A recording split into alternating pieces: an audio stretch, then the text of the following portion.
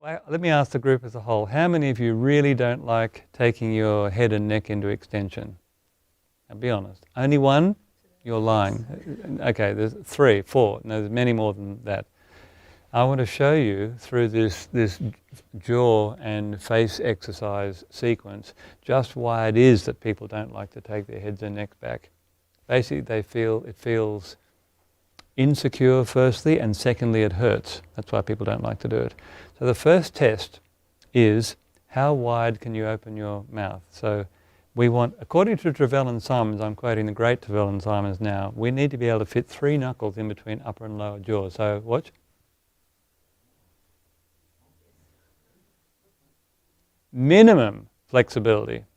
Now, we were doing this on one workshop once, and this girl, I can't remember whether she was tall or short, I can't remember, she put a whole fist in her mouth. This fist just disappeared into her mouth, and everyone just looked shocked. But she had very, very flexible jaw muscles. That's the point. So what we want to do, did you feel when you opened your mouth wide, could you feel what was actually restricting you there? So watch this sequence, please. And we're going to do this now. We are going to stretch the muscles, which these muscles here, the jaw muscles, very powerful muscles with extremely good leverage. I think human jaws can generate 400 or 500 pounds per square inch, or it might be even higher. Anyway, lots of force. And people who grind their teeth at night time, is it bruxellosis? Bruxism, thank you. Bruxellosis is some cattle disease, I think, from them anyway. If you do grind your teeth, these exercises are immensely helpful. Okay, so sit up straight, everyone, please. Now watch me do it first before doing it. So this is a Simon Says thing. Wait for me to tell you, please. So you open your mouth wide. Uh-huh. Uh-huh. Uh-huh. So let me add some words to that. We open the mouth as wide as possible. You put 2 fingers of each hand on the lower jaw. You apply a gentle biting force to your fingers and don't let your fingers move. Then take a breath in, and on a breath out, very carefully draw the jaw down. Now listen, be aware. This joint here, the temporomandibular joint, is an extremely small joint. If you look at a skeleton, it will shock you, am I right? It's about the size of your little fingernail. It's very small. What's more, it's a gliding, sliding joint. And so the resultant force and what you experience as pain or tension at this joint here is nothing more than the sum of the forces of all the muscles we're going to stretch in the next few minutes. You want them soft and relaxed. Okay, so open the mouth wide, everyone, please. Place the fingers on the bottom jaw and take the jaw down a little bit further. Your fingers will allow the jaw to come down a bit further. Can everyone feel that? And then once you're in that second position, apply a biting force to the fingers, but do not let the fingers move. 3, 2, 1, stop. Now, having done that, take a breath in.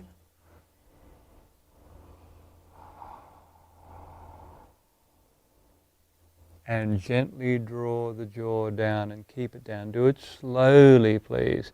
And feel the immense sensation in this area here. Keep going down, Bindu. Further down. Breathe and relax. Okay? Then stop that. Bring the jaw back to its normal position. Open the mouth wide again, and normal position, and relax. Wait, we'll get there, Jack. We'll get there. Now the next action that I'd like you to practice is protraction, pushing the jaw forward. So, Paul, I'm just going to turn side on, so you might want to reframe on this. It's like this, with the teeth separated, everything nice and straight, and then watch. Pushing the jaw forward. And again, do this slowly, please. You'll feel this is a completely different set of muscles that move the jaw forward. So,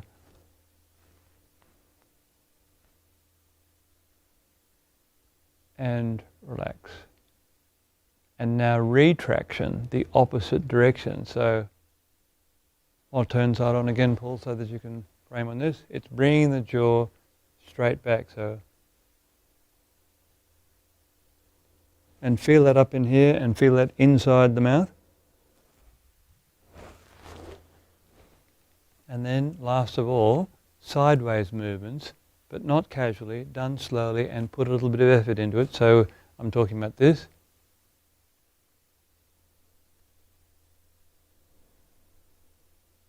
And back to neutral, and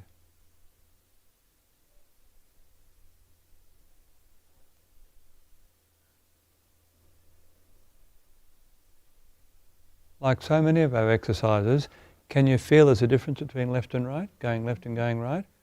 You're starting to identify these fundamental jaw tension patterns. Can't hardly go, and the other way. When you watch a room full of people practicing these exercises, it does look as though we've been hitting the alcohol just a bit hard. So just quickly to go through them again, it's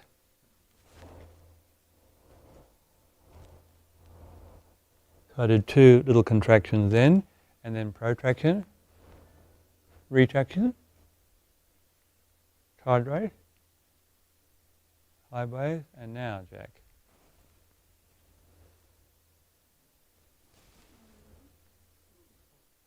Any easier?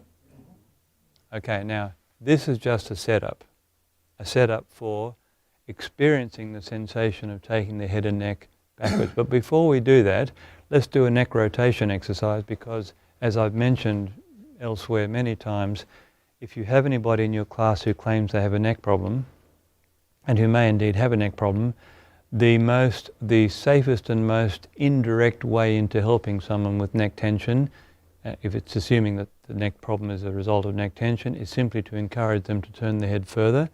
And we do it like this, remember. Just let your hands rest lightly on your knees. Sit up nice and straight. Now straight here is not an aesthetic thing. It's trying to make the spine as long as possible. As in all of our rotations, we're trying to distribute the load over as many vertebrae as we can rather than just a few. Do you remember that from the seated rotation? So like this, everyone turn their head to the left and go as far as possible until you come to that barrier. Stop, let your shoulders drop down, take a breath in, and on a breath out, turn the head further. Again, let the shoulders drop, take another breath in, and turn the head further in the same direction. Try not to move your shoulders, then come back to the center position. And as we've observed before, even though you've done that and seen that effect, it still won't allow you to go past that barrier when you go to the other side. So as far as possible, turn, stop, take a breath in, turn further, stop, breathe out, take a breath in, and further still.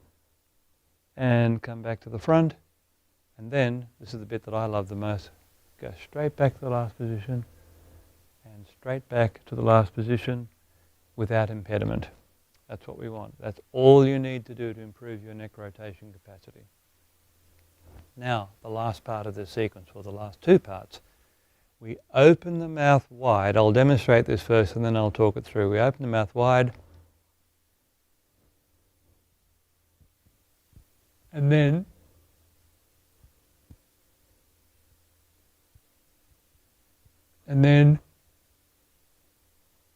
close the teeth and immediately